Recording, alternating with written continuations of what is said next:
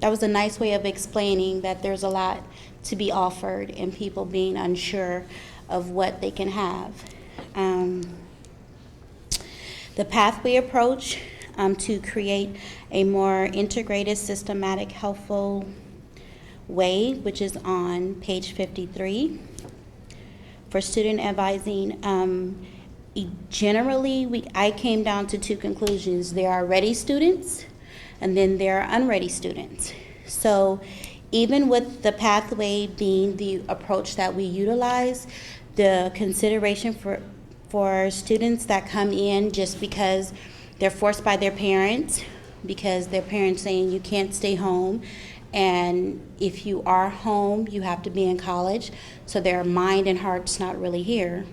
And then the other students that just come for the financial aid because they don't really want to work, but at the same time, they need some money to sustain them. So I think using the pathway approach would be a good method, but there would have to be some type of adjustments made in certain areas, because even with the pathway approach, you're still approaching students as a lump sum, and that cannot be the case because everyone's different, their circumstances different, and contingent upon whether you're ready or unready, that will determine how far you go in the process or whether or not you repeat the process. So that's what I got from the initial beginning of them trying to say that the cafeteria approach was not really for the community, but the whole idea was to just give them an opportunity to actually participate in college. So that's kind of what happened. I don't think they thought it through thoroughly for the future, so now we're in the future, you have to set some new precedents. One of the things that we talked about that was a concern of mine is, obviously I'm trying to work on a degree, but there are people in the community, and this is the community college aspect of it, that don't really care to earn a degree. They want to take a class of art, pottery, what have you. Even some of the humanities courses in philosophy, they just want an outlet for thought and creativity. So moving to the degree, the pathway plan, I'm concerned that some of those courses might fall by the wayside and be more difficult to support the community. And then my specific area that I took on was the portion of keeping students on track, and that obviously falls to a concerted effort between the faculty and advising for different areas like STEM students, where you have Cynthia Quintanilla, who's going to be STEM counselor. You can maybe have a little bit more direct insight of how those students are progressing in their degrees, rather than a collage of counselors that sometimes have different information from where you are. So I think a system needs to be in place that the counselors, whether it be on the computer or in a file, can write a note of the clear support that was given on such and such date. And when a student makes an appointment with a counselor, then they need to review those notes before they go into session with the student, so that the student doesn't get confused and they're not able to say, well, so-and-so told me, now I'm confused. I think that the author was pretty blunt on his findings in various colleges, and that unfortunately does happen here. And I don't want to point fingers, it just happens because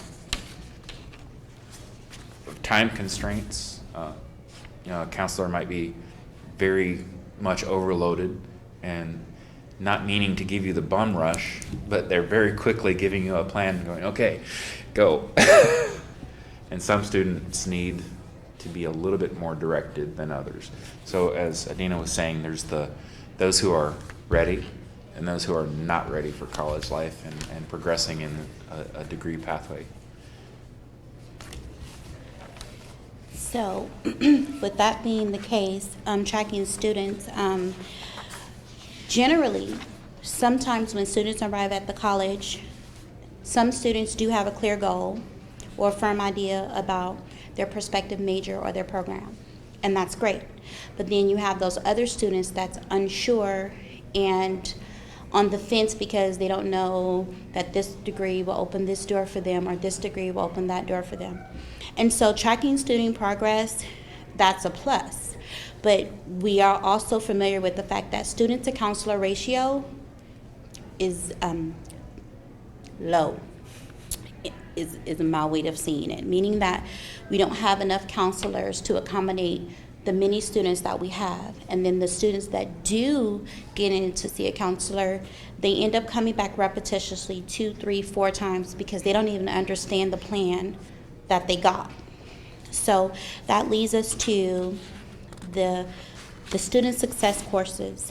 The student success courses are designed to inform the student of the process of being in college, to give them the basics for creating a plan and then following through with the plan. When students come into the counseling department, that is where I currently work as a student worker, they have no idea the purpose of the student education plan that they've just gotten. Most of them have misplaced them, so they're coming in to redo what they've already done, and then they don't know how to utilize the general ed patterns that was given to them with the student education plan to determine which direction they should be moving into. So idealistically, we would need to solidify the student success courses to assure that the students are getting the required information and not just taking the courses, getting the units, and then you still can't tell me the purpose of your student education plan. You can't even tell me what classes you're supposed to be taking next semester, and you just wrote them out. So it's a little bit frustrating for the counseling department as well. We have almost 4,000 students, and they come in and expect us to look for a single CSEP that you did 3 months ago, and we're so far behind on scanning that they're not in the system. So that means we have to manually go through each CSEP to find the one that you should have already had a copy of, that the counselor gave you a copy of, that you tossed in the trash because you thought it was pointless. So the student success courses, I believe we should find a better way of tracking whether or not they successfully completed these courses. They should either be able to tell you or explain to you the purpose of a CSEP plan and the purpose for utilizing it, not just getting the units and saying, okay, I'm done with this, let's move on. Because that's how they do our degree. When we're going to get our degree, they reiterate the same information over and over and over again so that when you have that degree, you can efficiently and effectively tell them the purpose of your degree and function in that degree. So I think that's one of the areas that we should address when we're utilizing the pathway approach. Another area was orientation and registration. Okay, so as far as the orientation is concerned, having it online is great because it gives people the flexibility of completing it here at the college and or online. The conflict is that with the orientation, they don't take it seriously. They don't understand that the orientation is giving you vital information to help you be successful in the college. So either if you're going to keep it online, then reword the questions where they have to sincerely pay attention to the orientation, and or do only face-to-face orientation that those points are clearly expressed and solidified to that student. And then as far as registration is concerned, reiterate the fact that you can't wait till the last minute and expect to get those courses that you need to graduate when you've been here for 2 years and now you realize that you need this course that you should have had 2 years ago. So, idealistically, The orientation and the registration approach has been fairly consistent. There's not many complaints about it other than the students that wait to the last minute to get the courses that they need. So I would just say that if you're going to do the online orientation, when they come in and you've seen that they've done the online orientation, to reiterate some of the key points of that orientation to be sure that they're familiar with it so they can, and then have them sign off on it. Not just do the orientation and then it's in the system, but when they sit down with the counselor, make sure the counselor has reiterated these points and then have a little sheet that they signed off on. Therefore, you signed it. So if you didn't read it or you didn't really understand, it puts the responsibility back on the student. You want to say something else? Yes, sir. When you're talking about Tori, you're talking a lot about the what are the parent or guardian's roles within this whole process? Okay. As far as like with you and your son, how do you work with your son? Okay, so for me as a parent, I stepped back. I wouldn't do anything for him. I didn't make the phone calls. I did nothing, only because I needed him to step up and be responsible. What we have happen is we have parents coming in trying to create the schedule for the student, tell the student what classes they're going to take, tell the student their major, and then the student is looking like, Mom, what should I do next? When unfortunately it handicaps the students. So one of the things that should be emphasized in the orientation is, we have a privacy law that's in place that your parents cannot and will not be allowed to make those appointments for you, call and, if you want them to sit in the counseling meetings, that's great. But idealistically, it is your responsibility to assure that everything is in place in order for you to be successful. Because the parent is not the one that's going to take the job. The parent is not the one that's going to get the certification or degree. It's the student. So with Pathway, it seems that they're trying to place most of the responsibility on the college. I don't believe in that. I don't believe that the responsibility should be on the college. I believe it's a shared effort. And as long as the college have certain milestones in place, then at some point the student has to step up and be responsible and make sure that they're adhering to the rules and regulations in order to be successful. So that's how I do my son, and he took it upon himself to do it. He's registered for 10 colleges. He's registered for his scholarships. I walked him through the process of the financial aid, and I said, here, you do it. Like, this is where you go, click here, do this, do this, do this. But I walked away, and he did it. And then he was like, okay, Mom, I'm here. What do I do next? And it made him responsible. Not only that, but it familiarized him with the process so that when he does go to school and I'm not physically there, he'll understand the process. He was like, well, my mom didn't do it like this, so why are you doing this? And then he'll know to ask those crucial questions to get him over the next hump or the next situation that might occur. So we just have to make sure that we emphasize the student's responsibility opposed to the parents taking the reins and running amok, and then the student is left in obliviousness. Dina was talking about the comprehensive student education plans, and it seems to me it could be helpful if we would coordinate something on the student tab of Inside BC, where that plan, when they enter into the degree path, that education plan is actually on their page, and as they go through courses, it can check off, you're done with this. Kind of in addition to the My Degree Path software, because the interface there, a lot of students don't even know that it's Understand there. it. Don't have any clue how to use it as a tool. And so another area was redesigning the student support.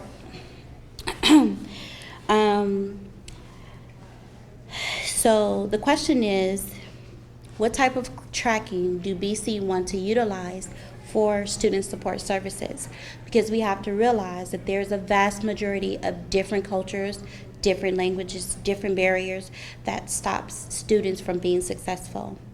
So we have to come up with a strategic way of identifying these particular type of students so that the student support services that are in place is idealistically designed for those particular type of situations. Of course, you're going to have those unique situations, but for the majority, there are going to be some criteria that's going to come into play that the students can utilize, that the BC can utilize to identify these particular type of students, which they can go fall into a category where this supportive service is in place and this supportive service is in place or this supportive service is in place. And to be sure that we don't lump all of the students in the same pot, expecting everyone to be successful when one is sinking and one is floating. So we just have to be mindful of that. And then we also have to be aware of how do we combat someone making poor choices. What generally happens is if you come from a family that's dealing with a lot of dysfunctions contingent upon what they are, your knack for making positive choices are a little hindered. So you tend to make choices that is consistent with what you was raised with and how your family dealt with issues and circumstances. So one of the areas that I thought was important was to reiterate how to make good choices.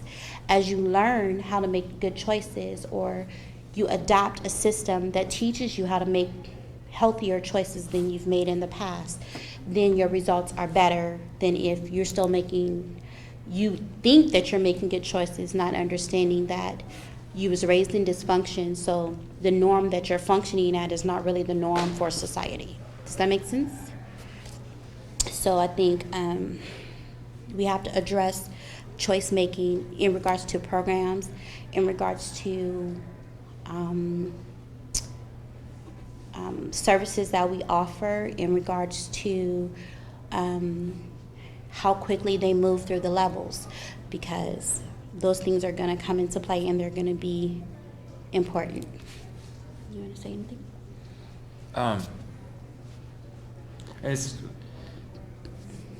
There's so much that's unknown, and there needs to be a definite plan, I think. And it can't be hasty in moving into the degree path. I think it should be something, I think it's definitely a good move for BC, but if it's done too hastily and without every piece of the plan clearly for implementation, especially in the counseling department where you're going to have this tracking going on, it could very easily fall apart and we just devolve back into the cafeteria plan. One of the things that I think is going to be a challenge is students not understanding what options that they do have within the degree path. It's like, okay, I don't really like that type of philosophy. I know I have to take a critical thinking, but I don't want to take that one. I want to take this other one. And the counselors need to be able to say, okay, that's fine, or that's going to cause you a problem down the line if that's the degree that you want. There's a degree of difficulty with actually implementing that I don't know how we're going to overcome with the level of counseling that we have currently, or that we could foreseeably bring on board. Question. Yes. Could you two maybe back up a little bit and tell us how long you've been at BC and what your degree program is, and sort of how you think that this model might have helped you when you started here and might have changed the course of what it's looked like for you since that point? Okay. I started in the spring semester of 2014. I had coursework ahead of me prior to arriving at BC, so a lot of my hours have been satisfied by that coursework. If I stay in my current major, which is computer science, then I will finish in 2 more semesters.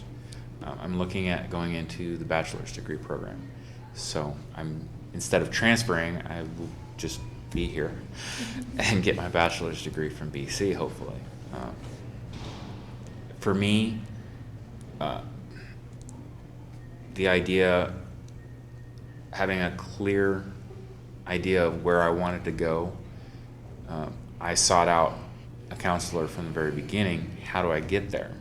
And I stayed on that path, especially when computer science went through all of the changes between the 2014 to the 2015 catalog. It's like, what the heck is going on?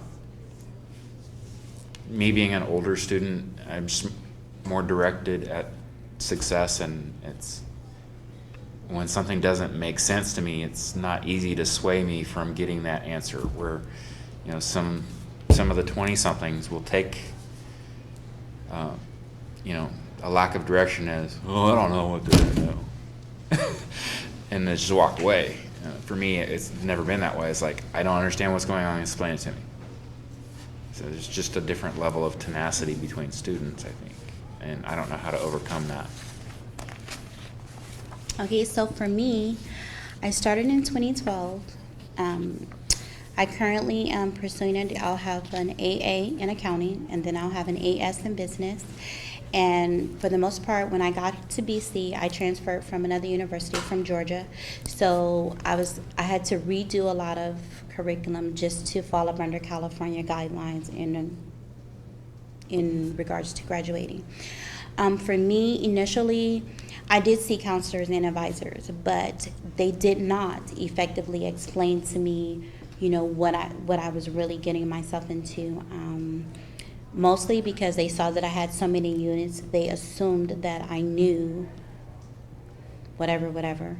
But as he stated, because we were mature students, we had the tenacity to ask, okay, well, I don't understand this, so can you explain that? What I found across the board was there was not a lot of faculty communication. I could go to one counselor and get this type of plan and then go to another counselor, and although the end result was the same, the plan wasn't. I could take this class or this class, and they were really just trying to give me alternative, different paths that I could take in order to be successful. It wasn't until I took it upon myself to actually figure out the path that I wanted to take. And so when I would go to see a counselor now, they'll say, oh, you can do this and this. Yes, I know, but this is what I'm trying to get accomplished. This is how long I want to take to get this accomplished, so how can I get it done this way? So I had to really home in on the guidance of where I wanted to go, because you do have that cafeteria effect. You can get there in multiple ways. But if you don't have that communication across the board, then you'll have that information given here, not necessarily bad or wrong, it's just different. So if I do halfway this way and then I do the other half this way and I'm still not where I'm supposed to be, then there's the conflict. So now I'm in a good place. I realize that now, okay, I do have those 2 semesters, but when I do complete those 2 semesters, I would have accomplished all of the goals that I had set before me, not just half here or half there. So that's kind of how I got to where I am. And are you both full-time? Yes. Yes. So I'm a full-time student, a part-time student worker, and then I have a family. So in my case, the supportive services that I utilized, they were very difficult to get to. I had to keep asking and then get to a place where I wanted to quit and just give up before I ran into someone that was willing to give me enough information that would help me get over that hump, or that would help me through the process. And so in regards to the supportive services, making sure that they're available and accessible is extremely important, because if you don't know that you have them and that you can utilize them, then the likelihood of quitting is great. Because I was going to quit. Miss June helped me, and I just ran into her by chance, and then she talked to someone, and then different doors, and then that's when I started finding out about this program or that program and this program, because it was hard to sustain a family, work part-time, and then go to school. So off of that one part we didn't get to the chapter was the just-in-time feedback component. How do you think that would really help in in navigating students to be able to get the information or the advising that they need. They talked a lot about the online, like, advising versus the in Face-to-face. Can you talk a little bit more on the different strategies of that? Is it good, is it positive, what are you looking at? Did you want to go? I'm trying to find that section. I think it's the very last one. Yeah. It kind of depends on whether you're talking about mature students such as myself, who are, I consider myself in the middle of generations. Those that technology, they're like, just leave me alone with all that technology, give me a book, piece of paper, talk to me face to face. I don't like the cell phone. And then there's the 20-somethings, the 18-year-olds that are coming out of high school that if you didn't text it to them, they don't know what you said. So this just-in-time feedback, if we're talking about the e-counseling, I think that for the younger students that could actually be more effective than face-to-face counseling. Because they'll have something that, oh, it came through my phone, it's on my text, and yeah, I've got to do this.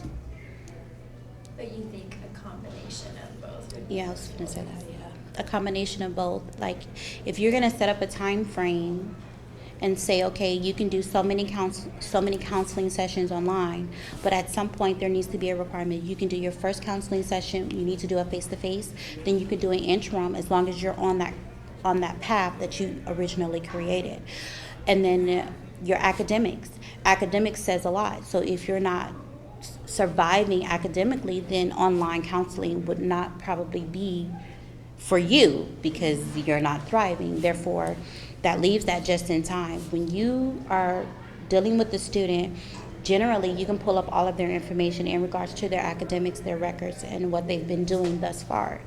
You will be able to gauge whether or not this can be a successful student using the online counseling or not. If they come in and meet with a counselor and or an advisor and it's a strong student, then there should be a little button that says, okay, they can utilize the online counseling session. If they come in for that first initial counseling and they've tested into all of the academic development classes and they've struggled a couple of semesters, online counseling would not be for them. So it would just really be gauged upon them coming in and seeing a counselor and how self-supportive they are. If they're healthy and they're self-supportive, by all means, continue on. If they're not healthy and they're trying to be self-supportive, then there needs to be some type of help there. So online counseling would not probably be for you. So that's how I would address it. I would categorize it as, I would look at the first initial counseling session needs to be a face-to-face. You can look at the academics. First-time students, you can look at the academics from high school. If they're not a first-time student, they're in their first or second, third semester of BC, then you can look at their academics here at BC. If they're thriving and they can tell you what their comprehensive student education plan, they can tell you their goals, by all means, move on to the online counseling. If you go see the counselor, you're not thriving, then that's just not the road that you're going to be able to take at this time. Not saying that you couldn't do it later, but right now we need to do a little bit more monitoring, so it would go from there. That's how I would handle it. And Adina was talking about for the younger students that their parents are still, their well-meaning parents are enabling them through life. They have no idea how they actually are doing without their parents finding out. So I think that maybe if, I know faculty's already overloaded a lot of times, but if there was a way for faculty to utilize technology on a test-by-test basis that the counselors would be able to tap into and say, well, how are you doing in that class? And then can see that live information. It could be more effective for just in time. We're getting close to the time that you're not going to be able to take a W and you're not doing very well in this class. Maybe you want to withdraw from it right now. That's where the early alert component is such a big deal. We're really trying to get faculty to get involved in not just with grades, but with attendance, and then you know, just other life issues, and then we have a counselor that reaches out to them and puts them in contact with the support services. And I think, yeah, there does need to be more faculty involvement. Do you think, and Andy kind of mentioned, there's the ones that really want to do it, and the ones that don't.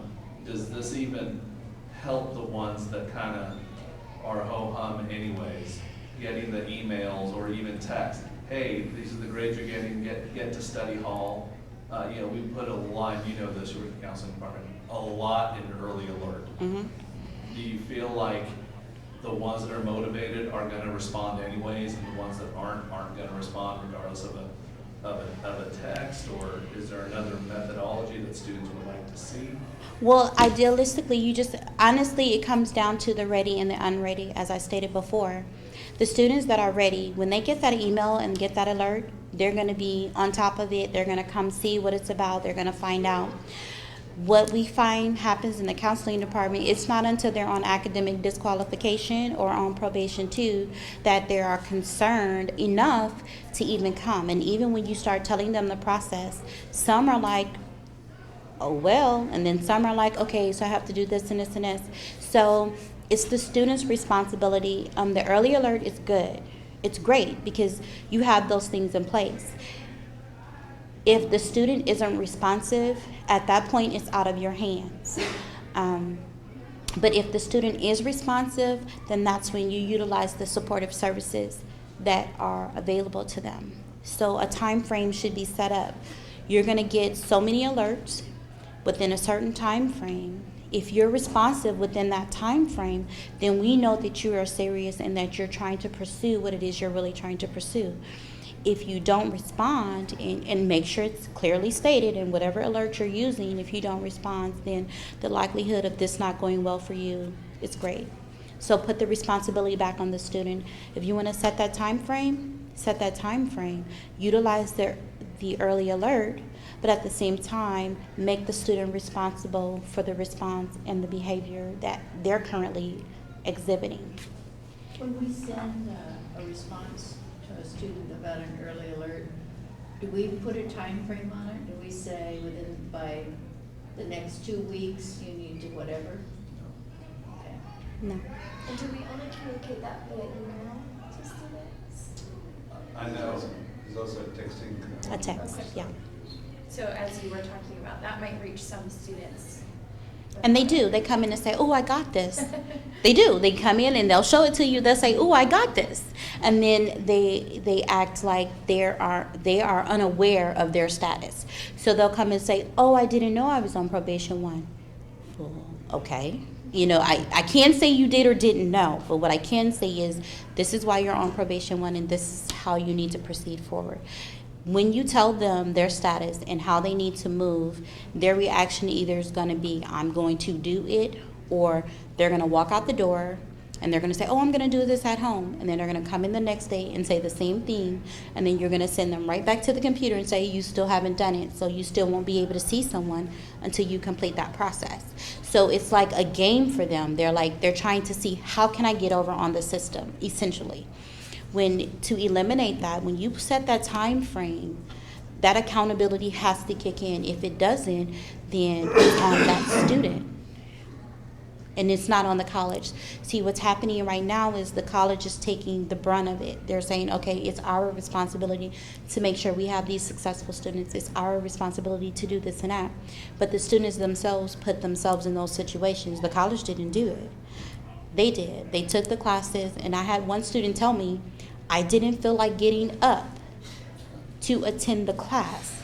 And I said, but you registered for the class. And she said, well, I didn't feel like it.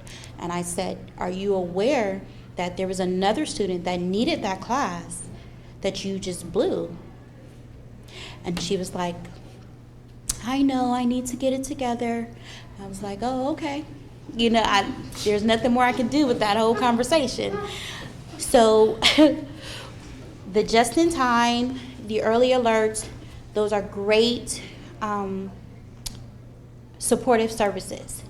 But as I stated before, it falls back, the brunt of the responsibility should and need to fall back on that student, not the college itself.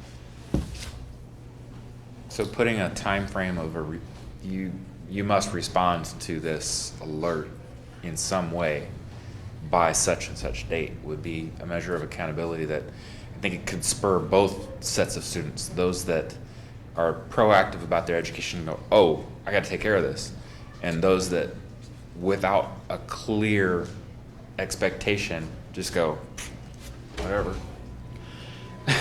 But there's also that point of if you put a time on it and there's no follow-up or repercussion if they don't meet to it, then the student doesn't, it reduces even what it's supposed to do. But you would But have to have a follow-up. It allows What's the point if you don't? Right, That- and that's the whole mechanism, right now, we don't have a follow-up in early alert system, is we don't have the staff or the time to do a follow-up on it. We barely even get through the first time they come. But then that's when you can address the students that are trying to be successful. See, a lot of time is wasted on students that are just not ready. And so if you're wasting time on students that are not ready, those students that are ready are just kind of easing through the cracks because they don't really know, but they ain't really trying to fail, so they're just barely hanging on. And now, of course, you do have those students that have life circumstances that come up, so you're on academic probation because of life. So you're aware, you come in, you try to address it, and then those supportive services can kick in. So now we know that there's something going on in your life. Okay, we can address it from this angle, we can address it from that angle, we can address it. Because the student's just not going to come and tell you. It's just not going to happen. So you would weed it out via their academics. When you put that time frame on there, it's going to weed out the ready and the unready, so that your resources are going towards people that are really trying to make something of this, really trying to be successful. Now, of course, there might be a few that fall through the cracks in the unready, but if they really are so serious and they really want to do what they're saying they're trying to do, they're going to know that it took a lot of work for them to get back in school. It took a lot of work for them to get to the status that they really need to be in order to take those next classes. So that'll help filter some of that overwhelmness that the counselors face, overwhelmness that the teachers face, overwhelmness that the faculty face. The faculty feels when you have the student that comes in and make it this big issue, but they didn't say that they ignored the email for a month and a half. They waited till school got out. They waited till the breaks were over. And then we on the first day of class. Now it's an emergency, but emergency on your part doesn't make it an emergency on our part. You had ample time to follow through, but you did not. So now one of the consequences is you might have to sit this semester out. So when you come back the next semester, you'll be a little more serious and you won't take things for granted as you have in the past. It's just a way of making people accountable. And I see it as possibly a different way to keep a statistic. Out of the early alerts that came into the system, this set responded, and out of those, that many went on to be successful. I think it boils down to how you look at the numbers of student success. And there's That's- almost like, because I was hearing what you were saying is, can we hire even enough people? Maybe Nikki alluded to that as well. Could we even hire enough people to do the follow-up? Probably not. But could we, for all those places where we referred them to a service, could that area then report back? These are the names that came in, these are the people that responded, so at least we would start to get some kind of. I think we do collect that data. It's more, like in my office, when you get the early alert, we have quite a few students that we're at 3 times, either 3 times they've scheduled and not shown up, or 3 times we've called them, we've scheduled something, or we've left a message and they don't return back. And then it's after that 3rd time we've tried, what do we do? It's not as an emergency case to go pull them out of class and have a conversation with them, but it's where do we go from there? Where do we go? We can, as we say, we need some buy-in from the student as well on that part. And part of the early alert and supportive services, you know, professional, degreed, licensed clinical people, whatever, that's important. But I think to the demographic that community college at Bakersfield College at least addresses, there's a lot of authority resentment. So I think that a peer support network follow-up would be even more valuable than more staff. Yes. Because, you know, a student who's in a position of trust, of understanding FERPA, okay, I can't discuss this person's grades with anybody else, but being able to be in the position of, okay, you've been referred to me as a mentor. What's going on? Talk to me. Right. And then, you know, having enough backbone when they give some jive story to be able to say, that's bull. Get over yourself. Right. If you find it important to get your degree, this is what you need to do. Right. If not, make way for somebody else. The things that faculty and staff might not necessarily be able to say because of licensure, position, degrees, right. and position, where I wouldn't have any problem saying, you know, Right. quit crying or Right. Because they did used to have a peer mentorship in the counseling department. I mean, I don't know what happened to it, but it's no longer there. And when I talk to students, I speak from the perspective of being a student. So when they give me the hard stories and the difficulties and the this and that, I can say, in all honesty, I feel you, because I do. At the same time, what's more important? Your situation, your circumstances. Are you going to be defined by that circumstance, or are you going to press through and do this and do that and do this and do that? And then I just lay the steps out for them. And if they want it, they'll take it and run with it. If they don't, they'll dump it off and keep moving. So that's essentially where we are, the responsibility of the student. And then on that profound thought, we have concluded our time here. And appreciate Gina and Chad for having our conversation with us. And not exactly sure when